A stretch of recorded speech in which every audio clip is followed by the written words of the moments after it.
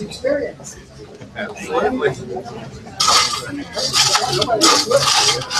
It's full when I sat down.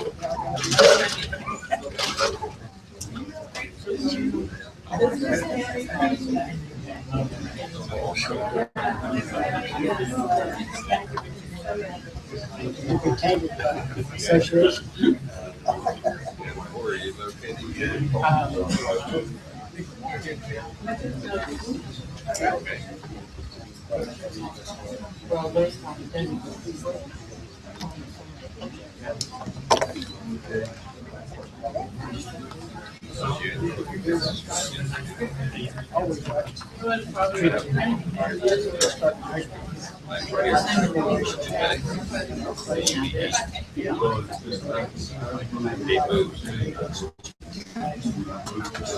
No response.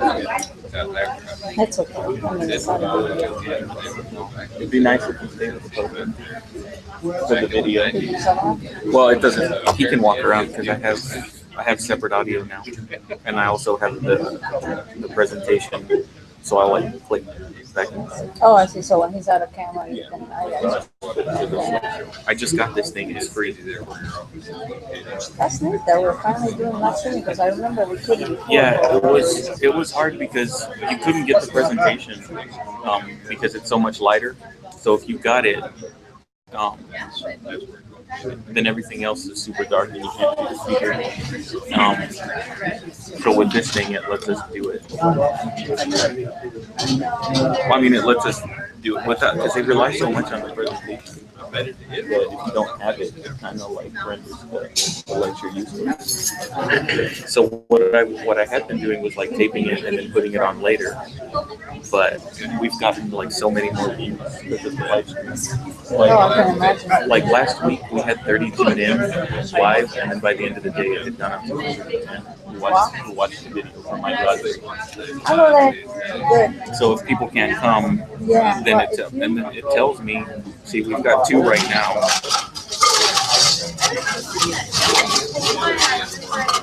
We have 2 here, 3 now, and as the thing goes on, it grows.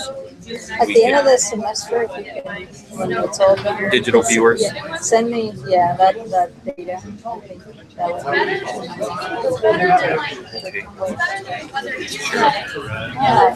I think we might find the road.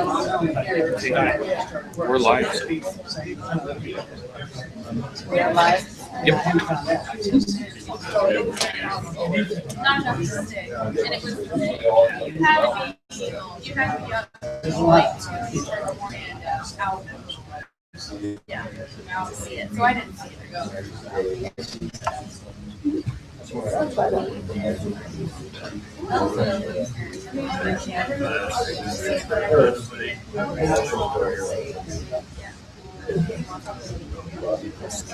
Okay. I like it because it connects to surface.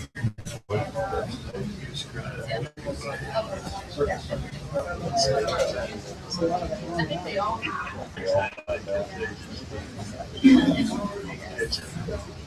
they did put a lot of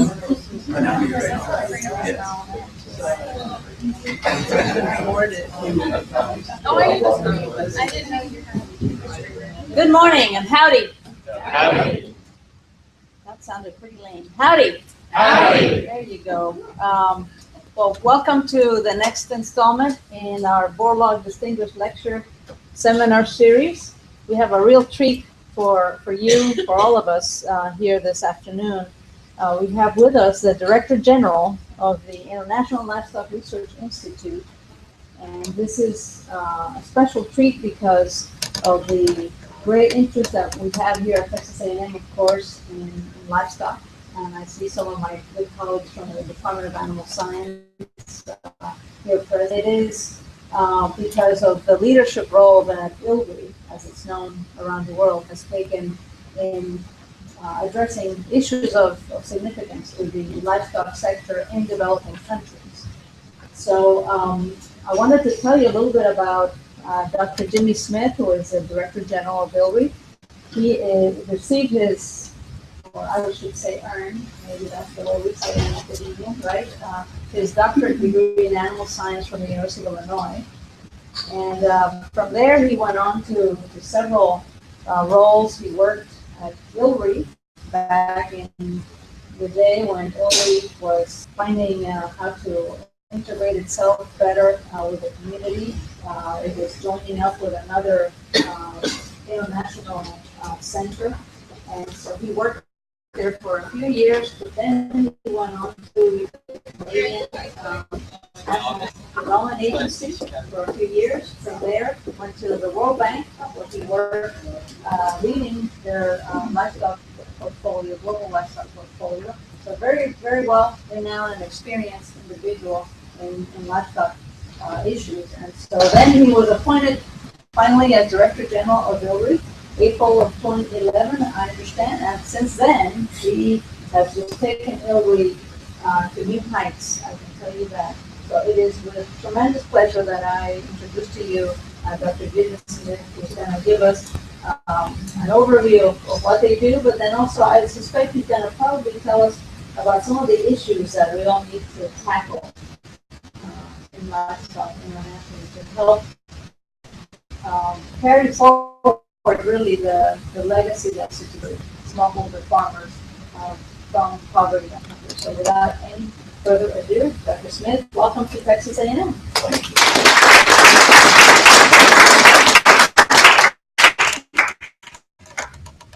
Dr. Marinia, ladies and gentlemen. It is for me an honor and privilege to be here. My colleague Shirley Tarawali joins me in bringing greetings from all the staff at ILRI. Thank you very much for your warmth and hospitality with which we've been received. It's only my second time here at Texas A&M. Last time I was here was sometime in the mid-80s. I don't know why it's only the second time here at A&M, but I feel quite familiar here because many of the faces at this great university I've known for a long time. Hank Fitzhugh, sitting in the back there, recruited me into the CGIAR into ILCA in the early 90s. Neville Clark was the chair of the board for a great part of that time. And Linda, who was also in the room, were fellow staff members at ILRI. So I feel very at home here and really very delighted to be here.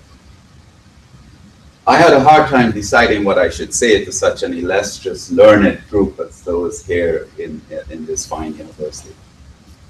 In the end, I decided that maybe not all of you are involved in livestock, so I'll say something about livestock. And maybe even if you were, not all of you are involved in international development. So I will say something about livestock in the context of international development.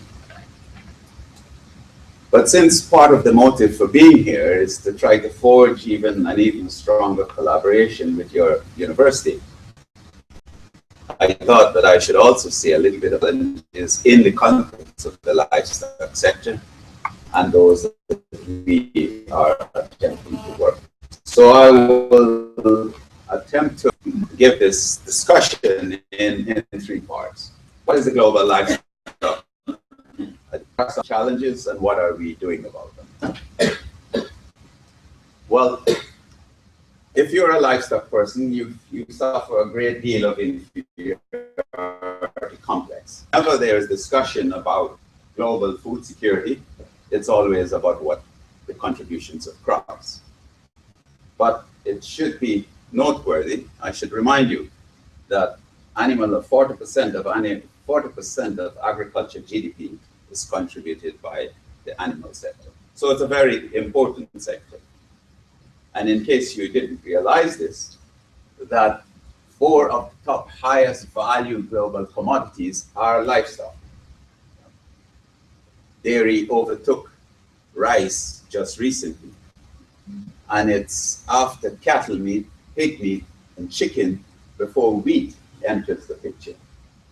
And recently, eggs has displayed maize amongst the top 10 important livestock commodities. So it's a very important sector, and particularly so because of the growth in the developing countries. Increasingly, this value that we speak about here is accruing in developing countries. Look at per capita global calories availability from edible animal source foods. You can see in red where it's most available. It's hardly in the developing world. Australia, US, some in Latin America, some in Asia, but mostly the developing world is low on animal source foods. But over the last decade or so, the demand for animal source foods has been going up very steeply. This is in response not only to population growth and urbanization, but most importantly, to increasing incomes. As incomes rise, people diversify their diets, and animal source foods become very much more important. So sometime in about the middle 90s, the developing world in red overtook the developing world in blue in terms of consumption of animal source foods. And even though per capita consumption in the developing world is much lower than in the developed world, this demand is going to grow over time, and by 2050, the diversions will become large, very large. If we were to project that consumption in the developing world were to become equivalent to what is the consumption in the developed world, the line would look as it is in the light blue. So animal source food, this is consumption. This is a demand-led phenomenon. It's not a supply push. This is what people are demanding. As you can see from these graphs, whether we look at demand for milk, or we look at milk in the per capita consumption, you can see that it's going to grow very rapidly in the developing world.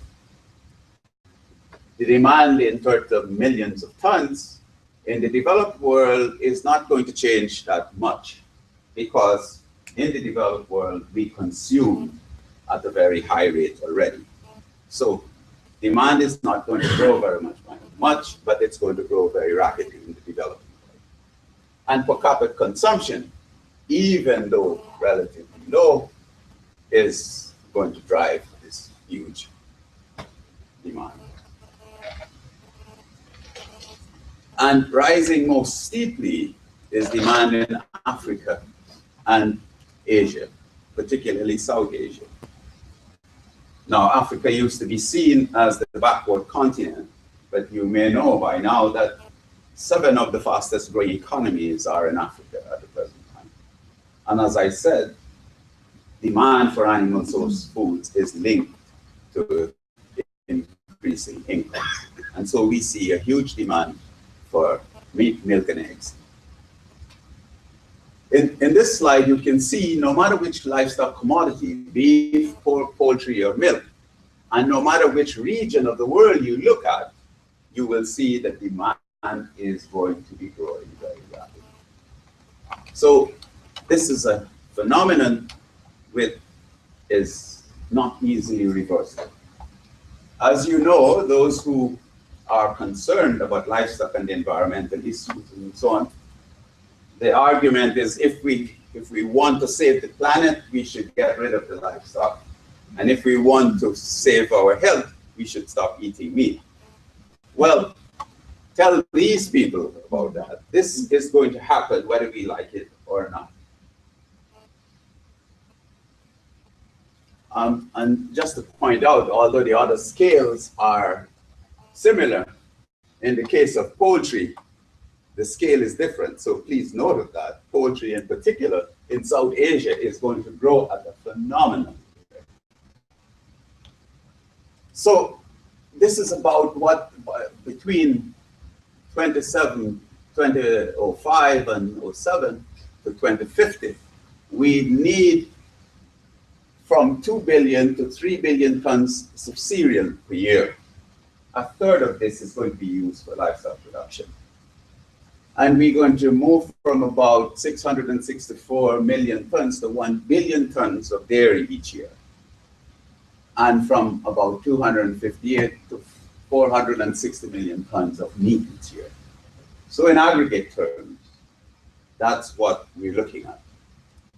This is, of course, a huge market in the developing world. So what are then, given this growth phenomenon, what are the challenges and opportunities? Well, I want to look at these in three contexts. Opportunities in the context of whom and where. As you know, the demographics of demand and supply, I just said, is changing very rapidly in the developing world. And there, mostly smallholders produce those livestock products. And if this market, as we say, will continue into the future, and the people who are supplying it now are smallholders, it represents a huge opportunity for them to combine meeting the global food security needs with helping smallholders to escape their poverty in rural areas. And so we also have the opportunity to make animal agriculture more environmentally sustainable. And I'll say more about that in a moment. But there's opportunities for who, and let me say that 90% of animal source foods are produced and consumed in the same country. Although trade for animal source foods is increasing, and increasing fairly rapidly, it is still true that 90% of animal source foods are produced and consumed in the same country. And most of this is produced by smallholders, and most of this is sold in informal markets. Over 500 million smallholders produce about 80% of that food in the developing world. And a very important development question in the developing world is the role of women. And 43% of the women workforce are engaged in this. So that's the opportunity for who?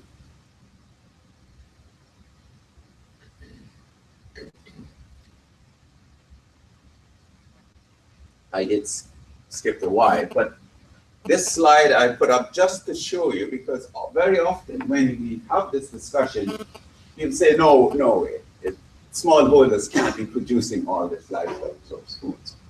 Well, here's an incomplete table for certain commodities and for certain parts of the world, and you can see the role of smallholders in the contribution to the supply of animal source foods at present. In East Africa, 60 to 90% of the milk is produced by smallholders, for example. In Bangladesh, smallholders produce almost all the commodities. They dominate. And so is the case in India, even in places like the Philippines. So smallholders are currently very much part of the demographics of who's producing these animal source foods. And in that context, as I said, an opportunity so by connecting them to the markets better, to transform their lives and their livelihoods. So how? Well, this rising demand will be met one way or another. It need not be met by smallholders. There are alternative ways, and we talked about that in a moment. But we, in the developing world, certainly ILRI, reason for being, is the fact that we believe that we can help meet that global food security needs, food and nutritional security, I should say, because not nourished. It's animal source foods that contribute significantly to nourishment.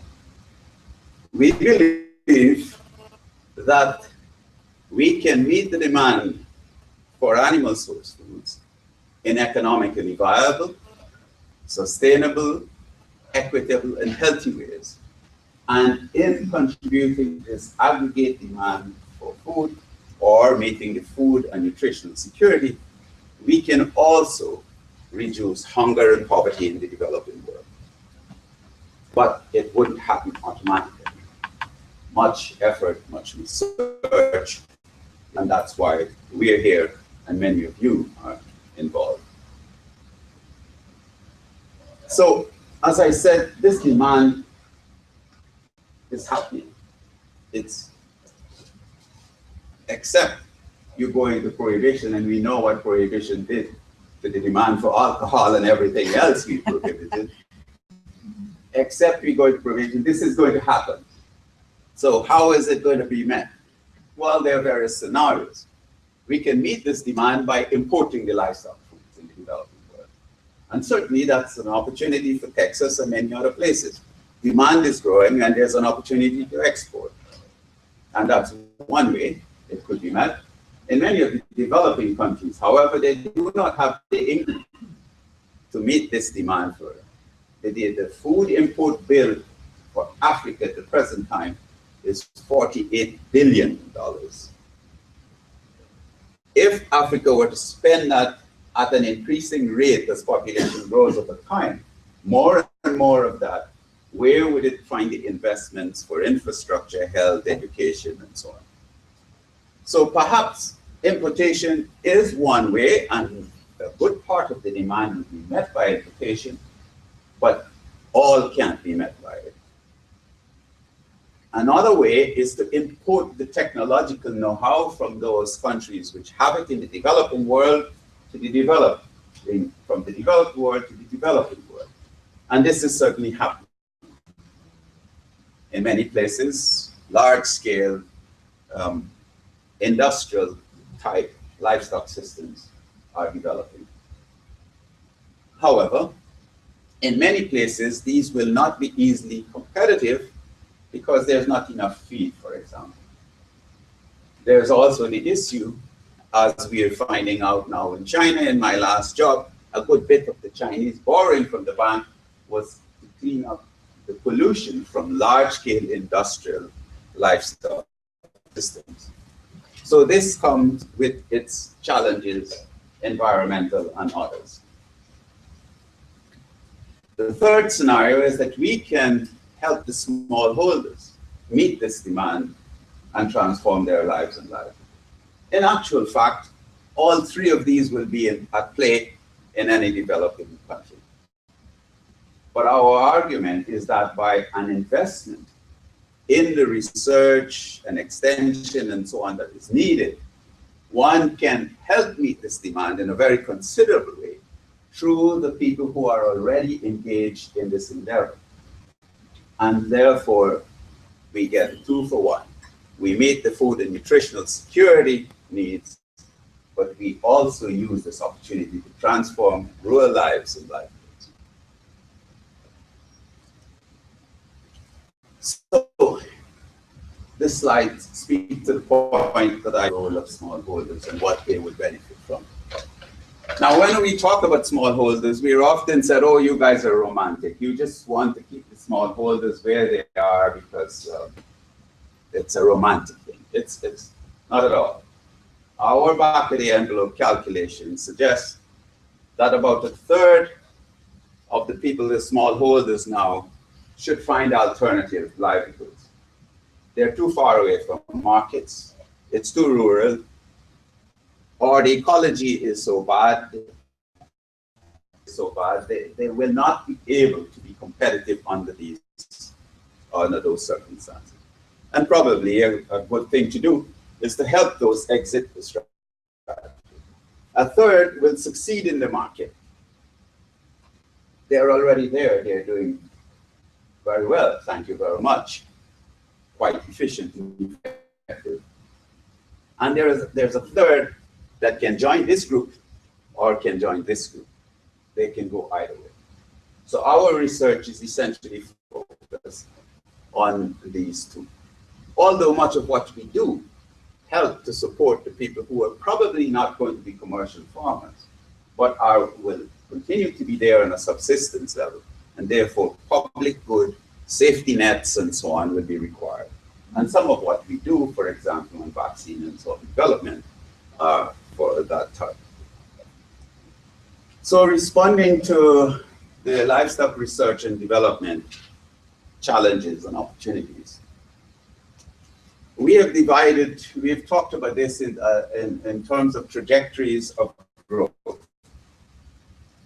There are areas where there are strong growth, and the strong growth is opportunities for intensifying and increasingly market-oriented, often enabling smallholders to be transformative. This is the so-called area of best opportunities. But there are also areas of fragile growth where remoteness, marginal land resources, climate, and so on will make life very difficult. It's hard to become very efficient and effective there. And then there's the high growth with externalities, mostly the industrial system. So this is a conceptualization of how we think about the opportunities. And in this table, which I do not have enough time to pursue all the issues, we put those typologies, look at the sectors that are, or subsectors that are involved, some of the issues, and what are the opportunities. As you can see, this is clearly the commercial guys, strongly commercial guys. Here, there is a fair amount of public sector investments that are required to help the people who in those circumstances exist. And here, the problems are mostly environmental and mostly large-scale private sector is involved. Well, if we're going to achieve food security in equitable, environmentally, and healthy ways, there are a whole series of things which we must do. And I'm not going to go into all this. A lot of this is intuitive and self-explanatory. Connect smallholders to markets. If you don't connect smallholders to markets, they can't become economically viable. So that's very critical. But we must also deal with animal health issues. We must deal with genetics, we must deal with feed, we need to deal with sustainable systems, and so on. This is a huge agenda that we and our partners and you here in Texas are working on. I'm not going to go into this in great detail, but I'm going to segue now into some of the things that we are working on and only touch on some of them for expediency of time and for aid the discussion. Well, if you look around the world, you will see that the burden of zoonotic diseases fall on the poor. Map the incidence of zoonotic diseases in red, and the various sizes of red will tell you about the numbers of outbreaks, but you can see it maps very well to the developing world. So the developing smallholders bear the burden, the brunt of the burden of this. And it's not just zoonotic diseases, whether they are of pandemic or non-pandemic importance, but there are a whole number of endemic diseases that these smallholders deal with. The point is, health is a crucial factor. As we look at what's happening in the developing world, we know, and I put this up to essentially say that in the past, many of us in the developed world thought that many of these problems were far away. Well, what has happened with African swine fever has shown that many of that disease in particular, which was far away, can come very close. The people in Europe are very concerned that African swine fever will be part of the European equation. So health is very important and become more important over time as we connect each other, we move around the world faster and so on. And so we're attempting to work on this by creating a global vaccine initiative. And all this typology of this slide shows is that some of the areas of competence we are developing with the diseases for which we are attempting to develop vaccines. We're particularly keen on the work that is happening here in Texas, for example, on African swine fever, which is one of the diseases we are working on, and for which we know that you have strong expertise and already doing probably ahead of the curve on this disease.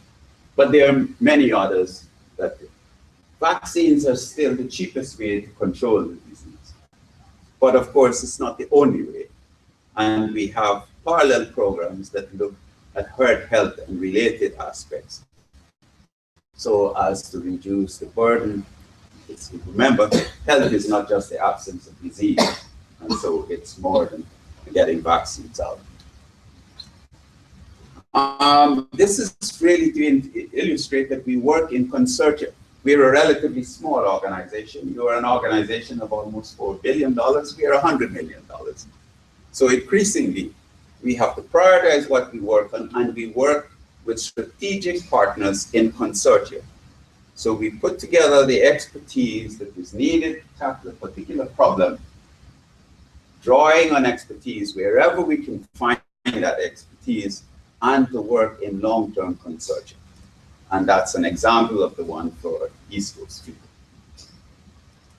I mentioned African swine fever, which is a topic we'll be discussing. And I already alluded to the expertise here at Texas A&M that we would like to join with and do more.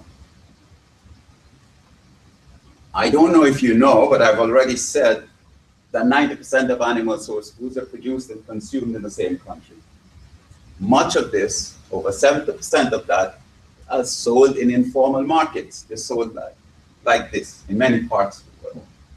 So food safety is a very important issue, and for which we have developed some expertise, and for which you have considerable expertise, another area that we would like to explore with you. We are working with you on the area of risk and how you're handling risk in food safety. You know, the current regime in food safety on the books is that you cannot trade if you have the pathogen, essentially a hazard situation. If you have the hazard, you can't get to our market. We're saying we should change that to a risk-based approach. You may have the hazard, but you can produce safe food. And that should be the basis on which we proceed in the future. In the past, when a developing country wanted to improve productivity, exotic genotypes were imported, often not suited for the environment and produced worse than the indigenous animals.